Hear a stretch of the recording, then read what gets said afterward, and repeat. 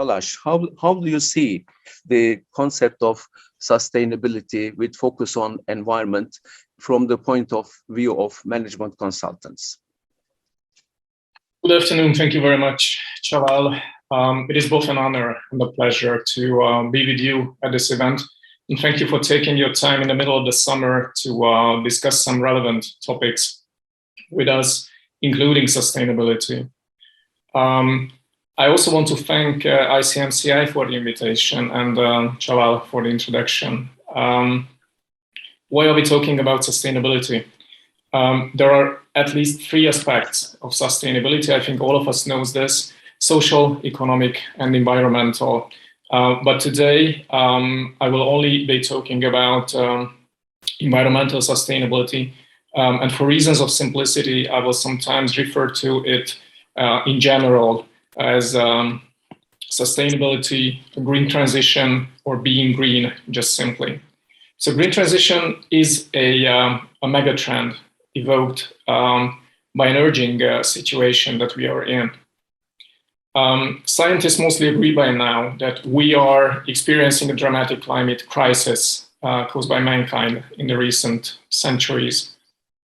And both supranational and national organizations, regulators, and also market players share and follow that way of thinking, and they have the toolbox, and in most cases, they have the power to influence the market.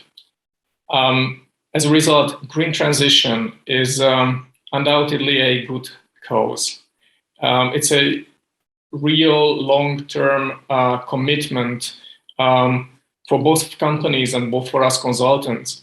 And it gives good objectives to pursue and also great market opportunities, I think, if we are ready to embrace its concept. But why is environmental sustainability a hot topic and a mega trend? Well, there are a couple of reasons for that. First, it has already been an obligation for companies, for many companies, I would say. So regulations and policies require companies to be green, or at least be greener. Second, there is a clear market demand to be green. This is an expectation from client, customers, partner companies along the value chain. And third, there is clearly a communication value in being green. So the bottom line is that companies want to be green, and they also want to look green.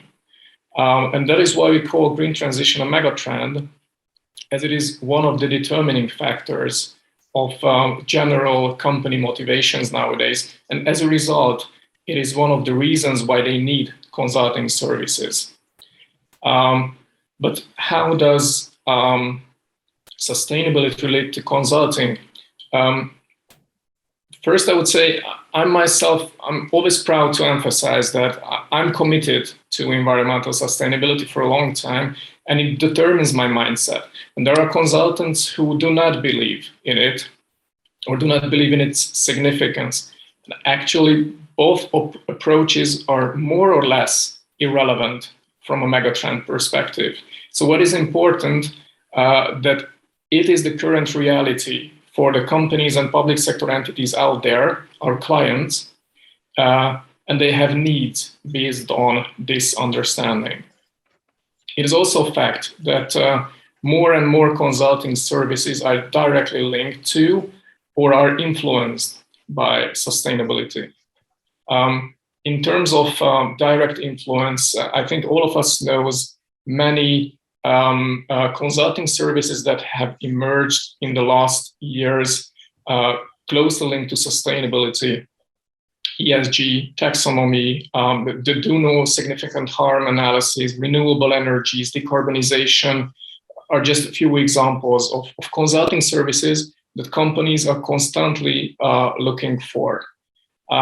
But in terms of indirect influence, it is more and more an important factor in many branches of company and organization operations in HR, in IT, sales, marketing, and so on. And as a consequence, it appears in company needs for consulting services. So as the concept of sustainability soaks into the very fabric of companies and other organizations in public sector entities as well, there will be less and less areas untouched, as I see. And in that sense, it is somewhat similar to IT, actually, digitalization. Therefore, we as consultants must be well prepared and up to date about sustainability. And let me tell you a few things that I'm experiencing in the Hungarian market about sustainability services. In fact, we are a small market with a population of 10 million and part of the European market. So most of our green regulations and policies have been and are adapted from the EU level. Actually, I have to know that we're making great progress with sustainability in Hungary, according to the figures that we have. So as I'm wearing many hats, as Chalal said in the introduction, I think two of them might be relevant here. Wearing my hat as the founder and managing director of Deveco Consulting, we're specialized in green transition, carbon neutrality, renewable energies, and so on. And we work with large companies, mainly industrial large companies and government entities, so the big players. But in my other hat, as the technical lead of the Hungarian Chamber of Commerce and Industry, I see thousands and thousands of micro and small enterprises struggling day by day to understand what green transition in the European and national context would mean for them on the ground. And in my experience, there is an enormous gap between the largest and the smallest companies. And I'm pretty sure that it's not only true for Hungary. There are differences in terms of their awareness of sustainability, their approaches, and their opportunities as well. So large companies, they are usually already involved in green transition. This transition is fueled by shareholder expectations, and on the other hand, it is enforced by regulations. They know what they must do in green transition. They usually have the competence, they have dedicated personnel, they can give quality orders to consultants and experts, and they can act as knowledgeable clients. So they know what they want. They also have the financing or access to financing at least, and they can invest, and they must invest in this area. And I'm conscious in not saying they just pay for it, because it's definitely an investment from their side. So they are mature clients. They have the intention to go green. They have this view translated and integrated into their processes, their day-by-day operations. And they can invest in the means, the services to get greener. On the contrary, we have micro, small, and medium enterprises. And I will refer to them as SMEs because it's simpler that way. They do not know much about environmental sustainability, or what is even more dangerous in some cases, they have misbeliefs, they have misunderstandings, usually coming from peer companies. They often lack the intention to get greener, as they do not see the benefits of starting such a journey. They don't see the path ahead. There is no one to hold their hands along the way. They often have unrealistic expectations on investment returns and payback times, and they lack the knowledge in general to formulate and express their needs and to market those needs. And from a sustainability service and consulting service perspective, there is a clear market opportunity here for consultants. SMEs need help to be present on the market of sustainability services or services linked to sustainability.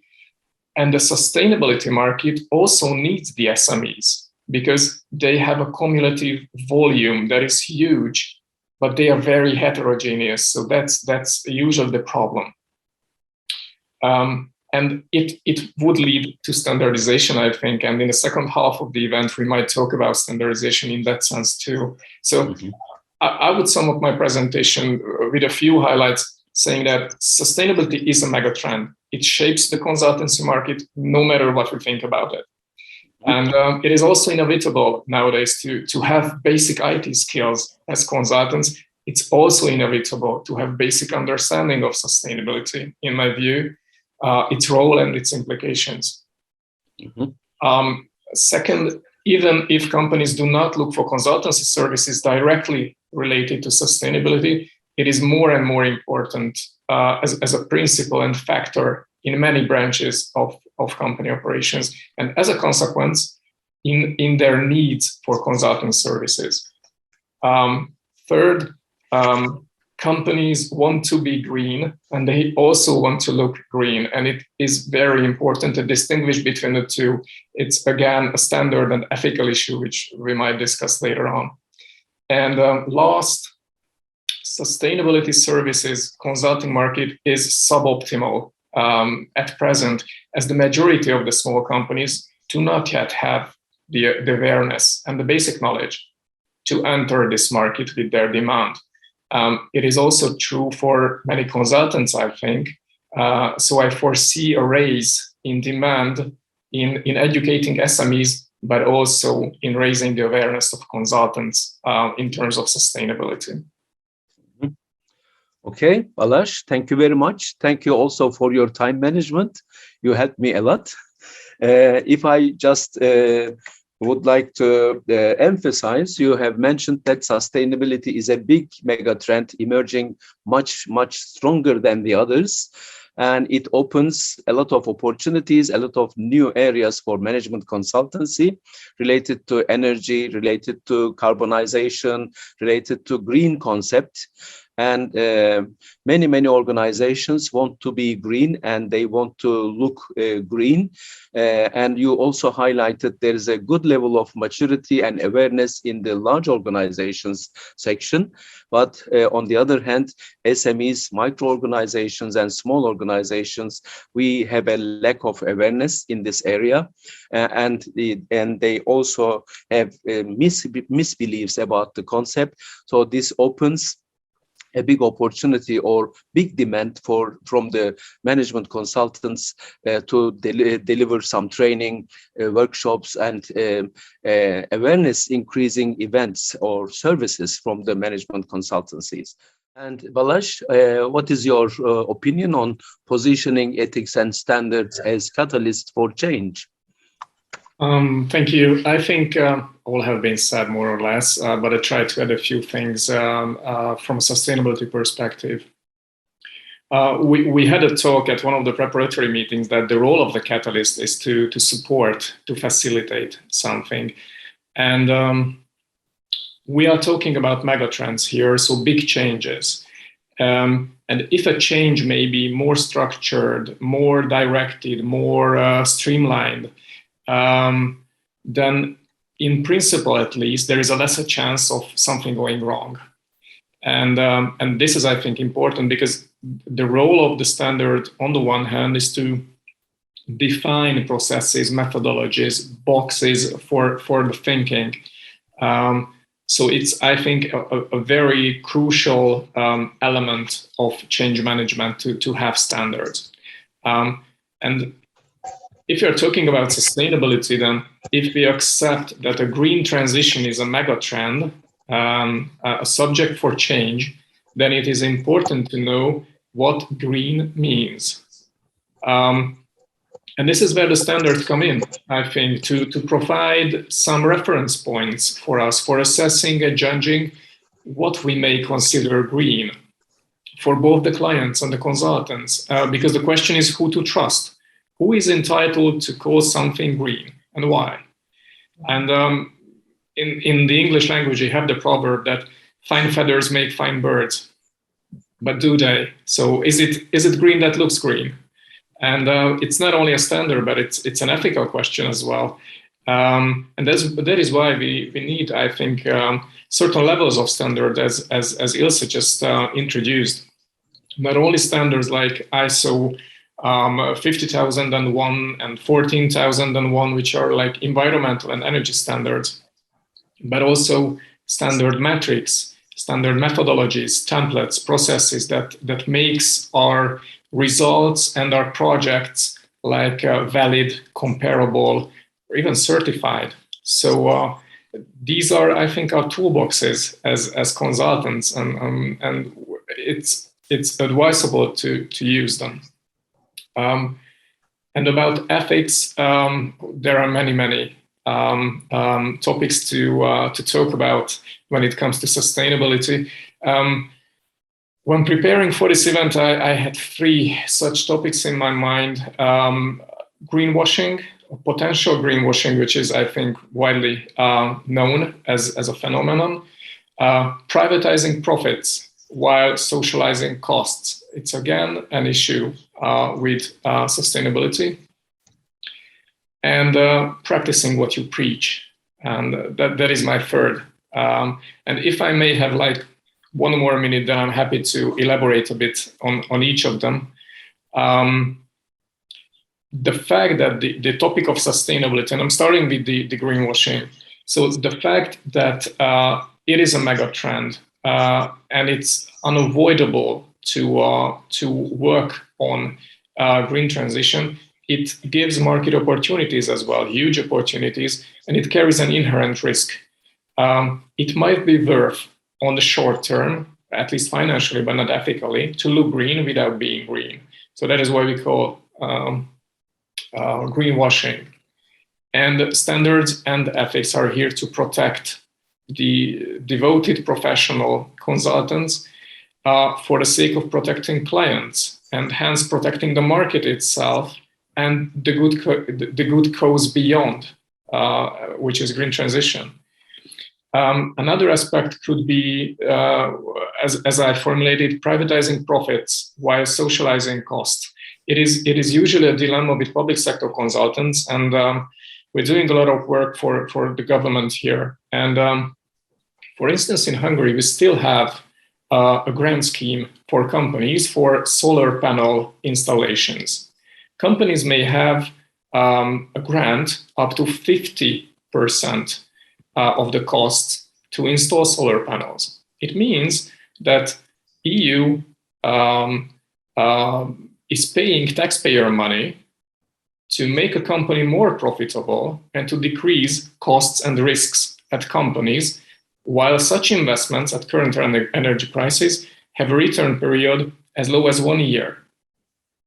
So it means that such investments are very profitable on their own, and there's practically no incentive in providing grants for such investments. But we may have the arguments that it is important globally to be greener, so we have to give money for that.